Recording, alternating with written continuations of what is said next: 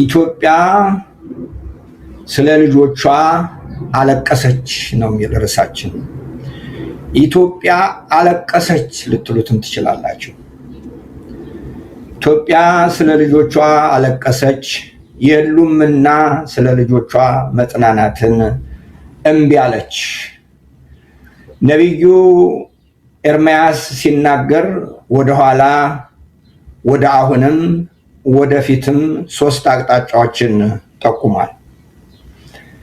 ወደኋላ ራሔል ከሞተችበት ጊዜ አንስቶ ያለውን ራሔል ውድ ልጇን ወልዳ ሳታሳድገው በመሞቷ በእንባ መሆኑን በእንባ መሞቷን የሚያስታውስና ከዚያም ባለፈ የሷ መከራ የሷ ስቃይ እረስት ቦታ እንኳን ሳታገኝ መሞቷ ያንን አውስቶ የኋላ ታሪክን ተናገረ።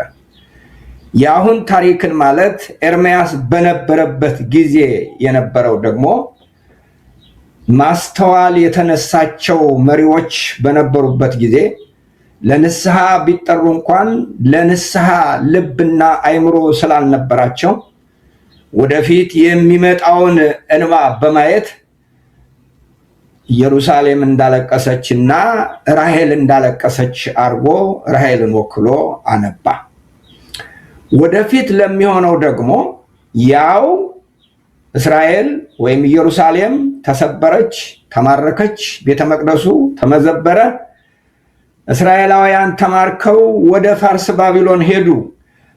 ወደ ፋርስ ባቢሎን ተማርከው ሲሄዱ ያደሩበት ያረፉበት ቦታ ራማ ይባላል። ስለዚህ ያንን ጠቅሶ ነው። በዚያ ላይ የስደተኝነት እንባ ያነው ስለነበር ያንን ጠቅሶ ነው ኤርምያስ የተናገረው። ስለዚህ ዛሬ እኛም ኤርምያስን ሆነን እንደገናም ደግሞ ራሔልን ሆነን እንባ እናለቅሳለን። አሁን ባለፉት ታሪኮች የተደረገው የደም ጎርፍ እንዲደርቅ እናነባለን። አሁን ያለው የመከራ በተለያየ አቅጣጫ የመከራ ቋት የሆነው ህዝባችን ከዚያ እንዲያርፍ እናነባለን፣ እንጸልያለን። እንደገናም ደግሞ ይህ ከቀጠለ ወደፊት እድላችን ጥፋት ስለሆነ ከዚያ ጥፋት እንዲያድነን እንጮሃለን። መዝሙረኛው እንዲህ አለ፣ አቤቱ ንቃ፣ ለምንስ ትተወናለህ? ተነስ፣ ለዘወትር አትጣለን፣ ለምንስ ፊትህን ትሰውራለህ? መከራችንና ችግራችን ለምን ትረሳለህ? ነፍሳችን በምሬት ተጎሳቁላለች፣ ሆዳችንም ወደ ምድር ተጣብቃለች። አቤቱ ተነስ እና እርዳን ይላል።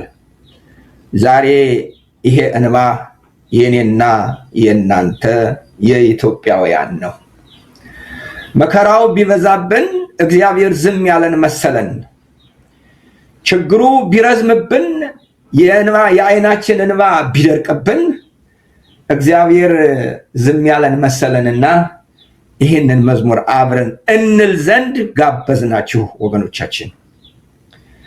በሌላውኛው መዝሙሩ ነቢዩ ዳዊት ወይም ንጉሱ ዳዊት የቀደመውን በደላችን አታስብብን፣ ምሕረትህ ቶሎ ታገኘን፣ በቶሎ ታገኘን፣ እጅግ ተቸግረናልና አምላካችንና መድኃኒታችን እርዳን። ይሄ የዛሬ 3000 ዓመት የተነገረ አይደለም። ዛሬ እኔና እናንተ ልንናገረው ልንለው በየቀኑ የምንለው እሮሮ ነው ወገኖቻችን፣ እንባ ነው። መዝሙር 79 ነው እያነበብኩ። መዝሙረኛው ልቡ ቢደማበት ነገሮች ሁሉ ቢመሰቃቀሉበት ወደ እግዚአብሔር ፊቱን አዙሮ ምሕረትህ ታገኘን አለ። ኢትዮጵያውያን ምሕረትህ ታገኘን ብለን የእግዚአብሔር ምሕረት ፈልጋ ታገኘን ዘንድ ሁላችን በአንድ ልብ ሆነን እንጮህ ዘንድ ጋበዝናችሁ ወገኖቻችን። የእስራኤል ስነ ምግባር በጠፋበት ጊዜ የተነሳው ሳሙኤል እስራኤላውያን በኃጢአት ውስጥ ሆነው እግዚአብሔርን ቢያሳዝኑ ለዚያ ይሆን ዘንድ በአንድ ላይ ሆነው በንስሐ እንዲጮሁ የንስሐ ጥሪ ጠራ። በምጽጳ ተሰብስበው ውሃ ቀድተው በእግዚአብሔር ፊት አፈሰሱ። በዚያም ቀን ጾሙ። በዚያም ቀን እግዚአብሔርን በድለናል አሉ።